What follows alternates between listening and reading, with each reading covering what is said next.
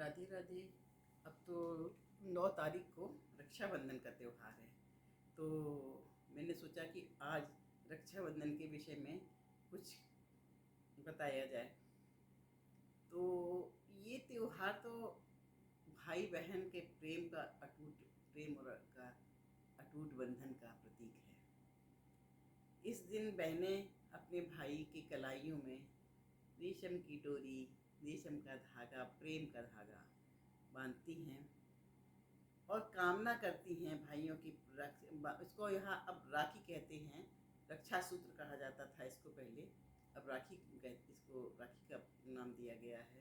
तो इसको बहनें अपने भाइयों की कलाई पे बांधती हैं और कामना करती जाती हैं, अंदर ही अंदर मन ही मन में कामना करती जाती हैं कि मेरा भाई सुरक्षित रहे, मेरा भाई की लंबी आयु हो, मेरे भाई के जीवन खुशहाली भरा हो, कोई कष्ट ना हो।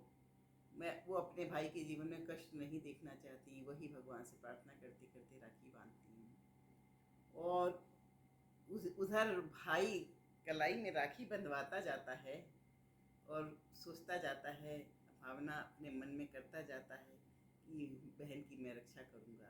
अपनी बहन की रक्षा का वचन लेता जाता है, वचन देता है मन ही मन। और ये कहते हैं कि ये खाली भाई बहन के प्रेम का ही प्रतीक नहीं, बल्कि इसमें आपसी सम्मान, आपसी देखभाल और भाई बहनों की और आपसी सुरक्षा की भावना को भी ये मजबूत करता है। तो ये बंधन बड़ा ही निराला है, बड़ा ही भावपूर्ण है, बड़ा ही मतलब शुद्ध भाव का है। ये हमारे भारत देश के कोने कोने में हर जगह मनाया जाता है ये त्यौहार। और ये भाई बहन का प्रेम का एक एक बहुत ही कैसा कहें, बहुत ही अजीब मतलब भावनात्मक प्रेम का प्रतीक ये त्यौहार है। केवल ये रक्षा सूत्र बांधने की का रस्म ही नहीं है, ये केवल एक त्योहार रस्म नहीं है, बल्कि ये भाइयों के प्रति, ये भाइयों की बहनों के प्रति जिम्मेदारी और प्रेम का प्रतीक भी है, साथ खड़े रहने का वादा भी है। हमेशा अपनी बहनों के साथ खड़े रहते हैं, खड़े रहने का भाई उनको मन मन में वचन देता है। कभी नहीं सोचता कि मेरी बहन असुरक्षित रहे, उसकी रक्षा का संकल्प लेता है। तो ये त्यौहार मतलब खाली रस्म नहीं है, ये बड़ा भावनाओं से भरा है।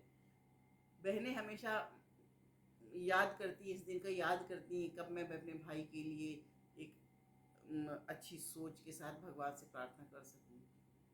वो इस दिन का इंतज़ार करती हैं। जब जैसे जैसे रक्षाबंधन आता है, बहनों का उत्साह बढ़ता जाता है। ससुराल में होती हैं तो उनका मन ससुराल में नहीं, अपने भाइयों के को याद करता है।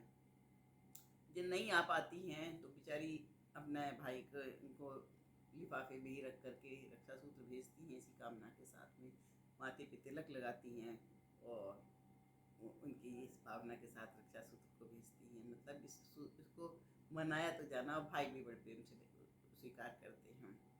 तो ये त्यौहार भाई बहन के रिश्ते को बहुत मजबूत करता है और उनके आपसी सम्मान को और उनकी देखभाल को, सुरक्षा को की भावना को बढ़ावा देता है।